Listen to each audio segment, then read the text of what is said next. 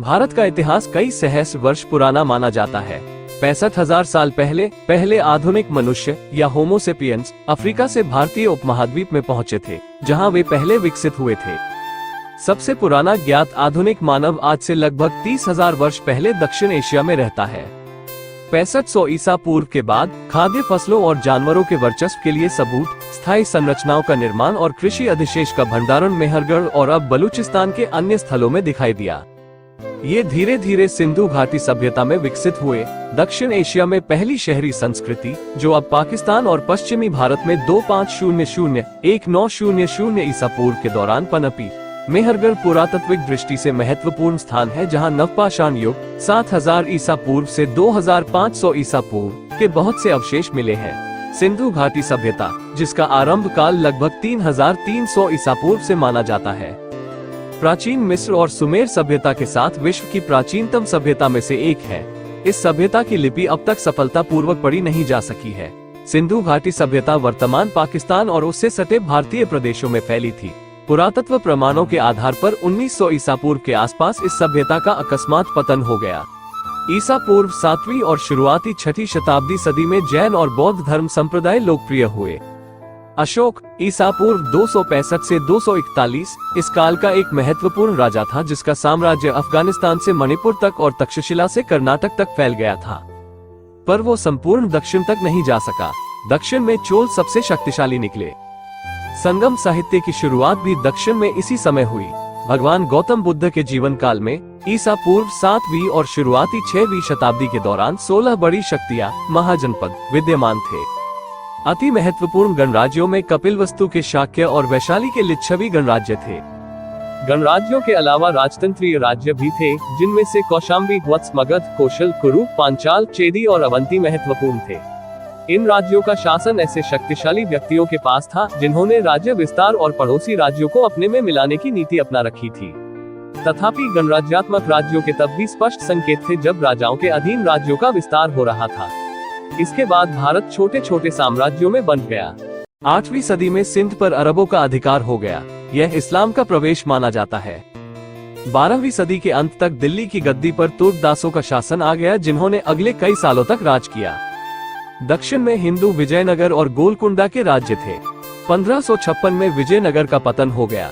सन 1526 में मध्य एशिया से निर्वासित राजकुमार बाबर ने काबुल में पनाह ली और भारत पर आक्रमण किया। उसने मुगल वंश की स्थापना की, जो अगले 300 वर्षों तक चला।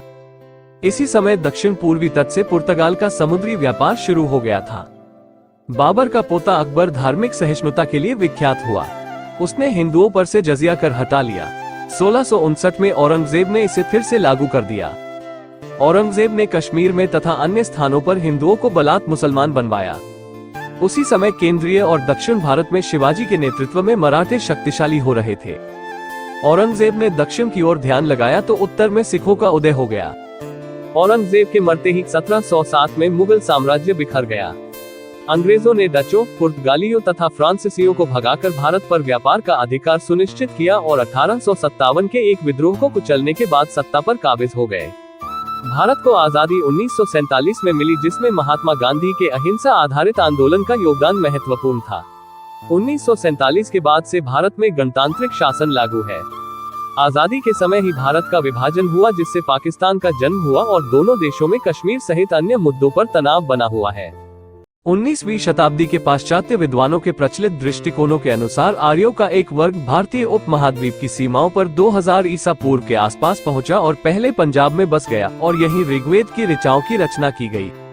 आर्यों द्वारा उत्तर तथा मध्य भारत में एक विकसित सभ्यता का निर्माण किया गया, जिसे वैदिक सभ्यता भी कहते हैं। प्राचीन भारत के इतिहास में वैदिक सभ्यता सबसे प्रारंभिक सभ्यता है, जिसका संबंध आर्यों के आगमन से है।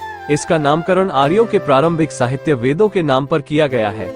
आर्यों की भाषा संस्कृत थी और धर्म वैदिक धर्म या सनातन धर्म के नाम से प्रसिद्ध था। बाद में विदेशी आक्रांताओं द्वारा इस धर्म का नाम हिंदू पड़ा। वैदिक सभ्यता सरस्वती नदी के तटीय क्षेत्र, जिसमें आधुनिक भारत के पंजाब, भारत और हरियाणा राज्य आते हैं, में विकसित हुई।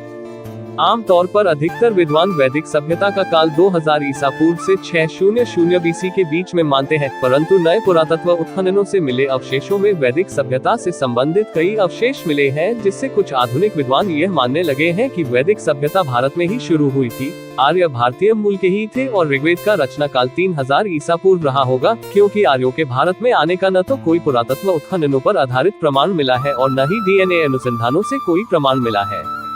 हाल ही में भारतीय पुरातत्व परिषद द्वारा की गई सरस्वती नदी की खोज से वैदिक सभ्यता, हड़प्पा सभ्यता और आर्यों के बारे में एक नया दृष्टिकोण सामने आया है। हड़प्पा सभ्यता को सिंधु सरस्वती सभ्यता नाम दिया है, क्योंकि हड़प्पा सभ्यता की 2600 बस्तियों में से वर्तमान पाकिस्तान में सिंधु तट पर मात्र 265 बस्तियां थी, जबकि शेष अधिकांश बस्तियां सरस्वती नदी के तट पर मिलती हैं। सरस्वती एक विशाल नदी थी, पहाड़ों को तोड़ती हुई निकलती थी और मैदानों से होती हुई समुद्र में जाकर विलीन हो जाती थी।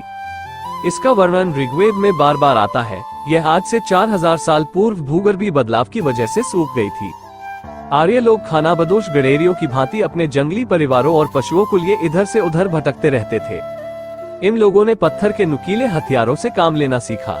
मनुष्यों की इस सभ्यता को वे यूलित सभ्यता कहते हैं।